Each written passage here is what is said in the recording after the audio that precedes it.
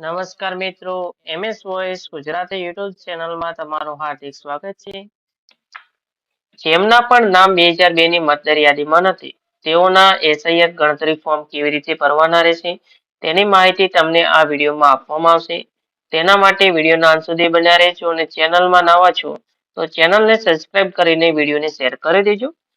જ્યારે પણ BLO તમારી ઘરે આવશે ત્યારે તમને આ પ્રકારનું ફોર્મ આપ્યું છે. તે ફોર્મમાં સ્પષ્ટ ઉલ્લેખ કરેલ હશે કે તમારો 2002 ની યાદીમાં સમાવેશ થાય છે કે નથી.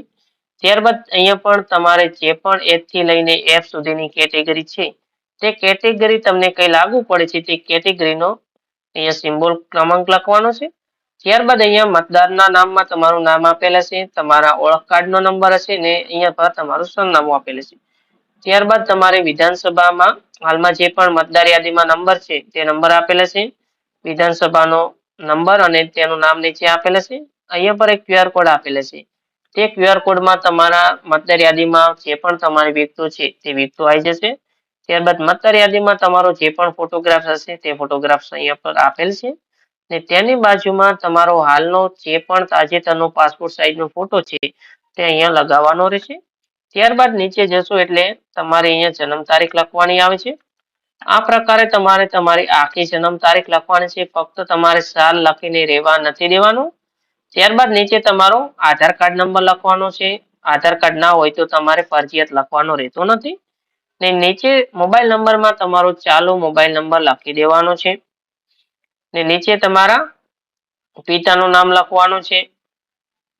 અહીંયા પિતાનો જો ચૂંટણી કાર્ડ નંબર તમારી પાસે હોય તો તે લખવાનો છે, પરંતુ જો તમારી પાસે ચૂંટણી કાર્ડ નંબર હાજરમાં નથી તો તમે ના લખો તો પણ ચાલે એમ છે. ત્યારબાદ તમારે માતાનું નામ લખવાનું આવશે, તે ફરજિયાત છે. માતાનો ચૂંટણી કાર્ડ નંબર ફરજિયાત નથી હોય તો લખી દેવાનો રહેશે. ને અહીંયા જીવનસાથીના નામમાં જેમના પણ લગ્ન થઈ ગયા છે તેઓએ તેમના જીવનસાથીના નામ લખવાનું છે. નીચે તેમનો ચૂંટણી કાર્ડ નંબર પણ લખવાનો આવે છે. જે હાજર હોય તો લખી દેવાનો ને ના હાજર હોય તો તમારે નહીં પણ લખો તો પણ ચાલશે. ત્યારબાદ નીચે જશો એટલે SIR ની વિગતો આવે છે, જેમાં અહીંયા ડાબી સાઈડના ખાનામાં તમારે કંઈ પણ લખવાનું આવશે નહીં, તે ખાનું તમારે ખાલી રાખવાનું છે. અને જમણી સાઈડના જ ખાનામાં તમારા જે પણ સંબંધીનું નામ 2002 ની યાદીમાં હતું તેમની અહીંયા પર વિગતો લખવાની છે. સૌ પ્રથમ તો તેમનું નામ લખી દેવાનું છે. જે માતા, પિતા, દાદા, દાદી જે પણ તમારે 2002 ની યાદીમાં તેમનું નામ સમાવેશ થતો હતો તેમાંથી કોઈ પણનું તમે નામ લખી શકો છો.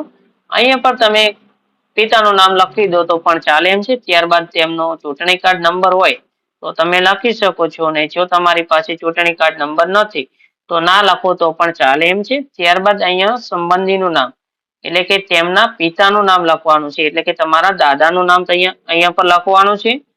ને અહીંયા સંબંધમાં તમે અહીંયા પર જેમનું પણ નામ લખ્યું છે તેમની સાથે તમારો સંબંધ શું છે.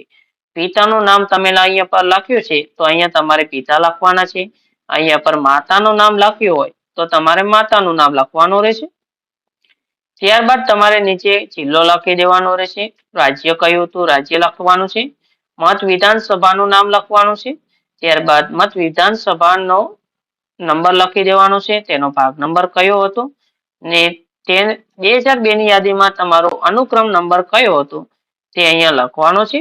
ત્યારબાદ નીચે જે પણ મુખ્ય સભ્ય છે અથવા તો જેમનું પણ SIR ફોર્મ છે તેઓ અંગૂઠો કરતા હોય તો અંગૂઠો અને સિગ્નેચર કરતા હોય તો સિગ્નેચર કરી દેવાની રહેશે. ઓળખના પુરાવા તરીકે આ ફોર્મ સાથે તમારે કોઈ પણ એક ડોક્યુમેન્ટ આપવાનું છે, જેમાં તમે જન્મ તારીખનો પ્રમાણપત્ર આપી શકો છો, તમારી કેટેગરી સર્ટિફિકેટ આપી શકો છો, અને સરકાર દ્વારા જો કોઈ પણ જમીન આપેલ હોય તો તે પુરાવો તમે રજૂ કરી શકો છો. જો આપેલ માહિતી સારી લાગી હોય તો વિડીયોને લાઈક કરી દેજો. ચેનલને સબસ્ક્રાઇબ નથી કરી તો ચેનલને પણ સબસ્ક્રાઇબ કરી લેજો અને બીજા મિત્રોને પણ વિડીયો શેર કરજો, જેથી તેઓ પણ પોતાનું SIR ગણતરી ફોર્મ ભરી શકે. આભાર.